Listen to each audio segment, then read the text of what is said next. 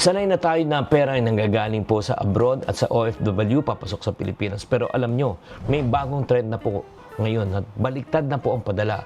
Ang tawag po doon ay reverse remittance. Ano ba yan? Pag-usapan natin to.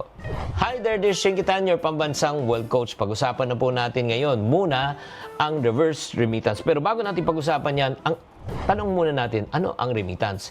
Ito yung traditional na nagpapapadala ng pera ng OFW papunta ng Pilipinas para panggamit ang pambayad ng bills, tuition, groceries, pang-araw-araw gastos ng mga mahal nila sa buhay. Bawat taon po, bilyon-bilyong piso ang pumapasok sa ating bansa. Ito po ang bumubuhay sa ating ekonomiya at maraming pamilyang Pilipino. At ito naman po ngayon ang usong-uso, ang reverse remittance. Kabaligtaran naman po, ang mga taga-Pilipinas naman po ang nagpapadala ng pera papunta sa abroad at sa ating kababayang OFW.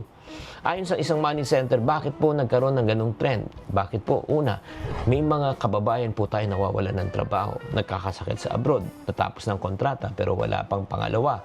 At hindi pa stable ang income lalo na kung bago silang lipat. Or bigla na lang, may nagkaroon ng emergency pero sila ay nag-iisa. So, kung makikita po natin, tumataas na po ang trend na ito. Dati, ang OFW ang nagpapadala sa Pilipinas. Ngayon, ang mga nasa Pilipinas na kamag-anak na minsan, sumasalo at nagpapadala na sa ating kababayan na OFW. Bakit mahalagang pag-usapan to? Una, kailangan natin maunawaan, hindi porket nasa abroad sila, maganda ang kanilang buhay, stable ang kanilang income at forever. Pangalawa, pinapakita na rin na pwedeng magbago ang daloy ng panahon sa anumang oras. Pangatlo, kailangan din po natin magbago ng ating pananaw na sabihin natin, ay, pag yung mga kababayan nating OFW, malaking kinikita, walang problema sa pinansyal. Dahil ang mga seaman, nurse, caregiver, engineer, household worker, lahat sila may sarili-sariling problema. Pwedeng maputol ang kontrata o pwedeng magkasakit. Or if not naman, baka walang matiran. Ito ang realidad na dapat harapin ng bawat mamamayang Pilipino. Kaya nga mga kabudgetarian, ano po ang pwede natin gawin? Una, huwag natin i-base ang budget sa perang padala. Dapat sa actual income tayo magplano kung anong kakayahan po natin. Diba? Huwag tayong mag-overspend.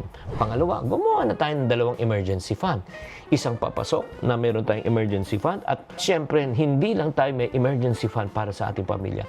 Magtabi na rin tayo ng emergency fund just in case mangailangan ng ating mahal sa buhay na OFW.